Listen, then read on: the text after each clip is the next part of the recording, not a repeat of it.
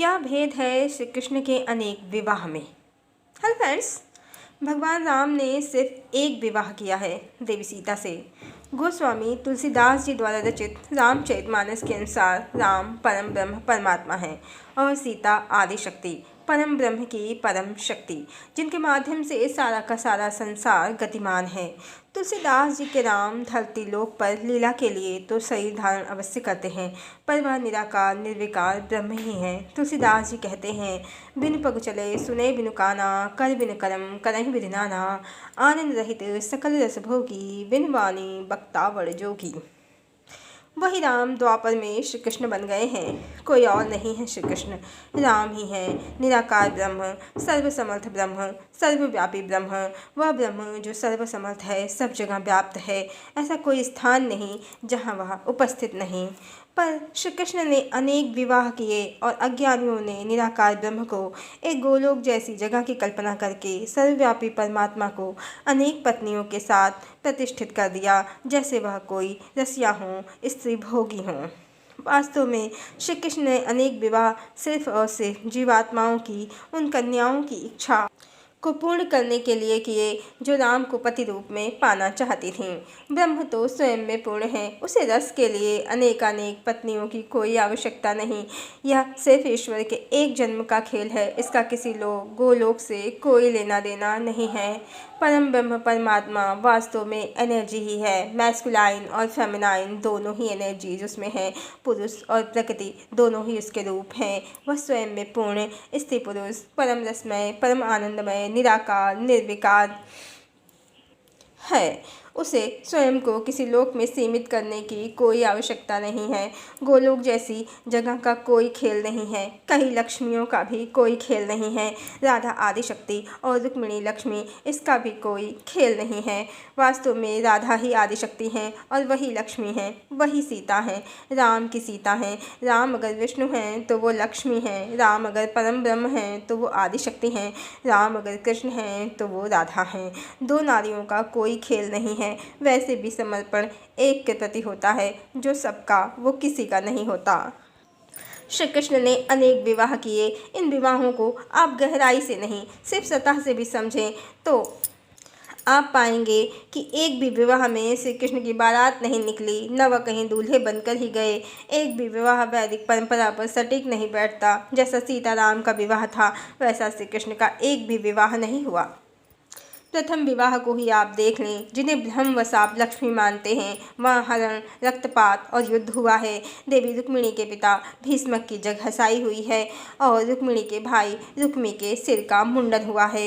ईश्वर ने गजब का कलंकित किया रुक्मिणी के पितृपक्ष को। भला ईश्वर आदिशक्ति के पितृपक्ष के साथ ऐसा कर सकते हैं? कभी नहीं, बिल्कुल नहीं। श्री कृष्ण के भौतिक जीवन में स्त्रियाँ बहुत हैं, पर लक्ष्मी कोई नहीं है। युद्ध और हरण के साथ लक्ष्मी कभी नहीं आती। लक्ष्मी आती हैं प्रेम और शुभकामनाओं के साथ। और जो कहते हैं कि राधा अगर लक्ष्मी हैं, आदिशक्ति हैं, वो श्री कृष्ण की अर्धांग हैं, तो श्री कृष्ण ने उनसे विवाह क्यों नहीं किया? तो ध्यान दें कि राधा आदिशक्ति भी हैं और लक्ष्मी भी हैं और श्री कृष्ण की अर्धांग भी हैं। और श्री कृष्ण ने द्वापर में सिर्फ और सिर्फ इसी कारण उनसे विवाह नहीं किया, क्योंकि इस जन्म में उन्होंने हजारों विवाह किए। राम ने पहले ही सीता से कहा था कि राम की सिर्फ एक पत्नी होगी, सीता, सिर्फ सीता। वही सीता जब राधा बन गई और द्वापर की कथा में श्री कृष्ण ने जीवात्माओं की इच्छा पूर्ण करने के लिए अनेक विवाह किए, तो वह राधा को हजारों की भीड़ में क्यों शामिल करते?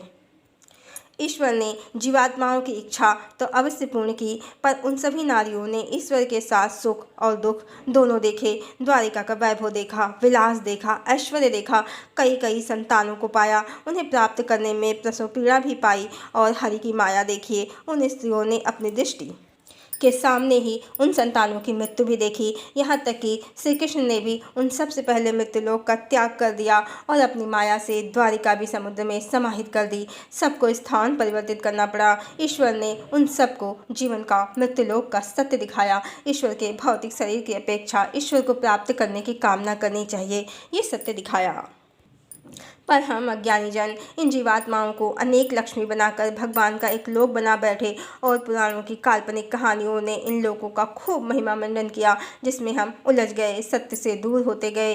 टीवी सीरियल्स ने भी इसमें खूब तड़का लगाया। कहते हैं कि प्रद्युम्न श्री कृष्ण के पुत्र कामदेव के अवतार थे। क्या आप जानते हैं कामदेव कौन है? काम देवता हैं वो, जो जीवों में कामना और वासना जगाते हैं, जिससे प्रजनन होता है और संसार यूं ही चलता रहता है। और लव सीताराम के पुत्र हैं। लव का अर्थ क्या होता है? लव अर्थात लव अर्थात आत्मा अर्थात प्रेम, ईश्वर में लगन, संसार से मुक्ति। इंग्लिश का लव भी इसी लव से बना है। लव और लस्ट दो अलग अलग शब्द हैं। लव शुद्ध प्रेम को रिप्रेजेंट करता है और लस्ट सांसारिक प्रेम को। इसी से आप अनुमान लगा लीजिए, जब भी ईश्वर और उनकी शक्ति का मिलन होगा तो कामदेव नहीं, लव की उत्पत्ति होगी। लव और कुश की उत्पत्ति होगी। धीर वीर प्रतापी पुत्रों की उत्पत्ति होगी, जो ईश्वर की कीर्ति को और बढ़ाते हैं। श्री कृष्ण के दूसरे पुत्र सांब का तो कहना ही क्या, ऋषि मुनियों से हंसी ठट्ठा कर बैठा और यदुवंश के विनाश का कारण बन बैठा।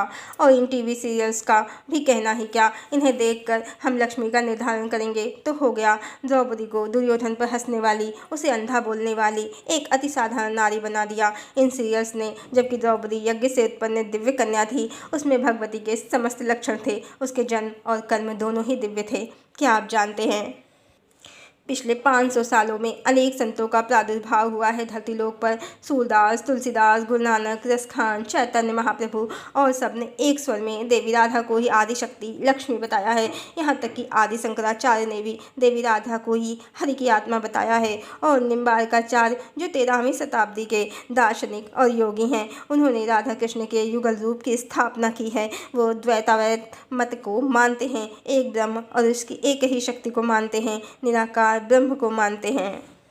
अब इन ज्ञानियों को छोड़कर हम कलयुगी ग्रंथों से और टीवी सीरियल से लक्ष्मी माता को जानेंगे तो हमें अज्ञान ही मिलेगा, ज्ञान नहीं। आइए ज्ञानियों को सुने, संतों को जाने, उस परमात्मा को जाने जो किसी विशेष लोक में नहीं रहते, हम सबके हृदय में रहते हैं, उन्हें जाने। हरिओम।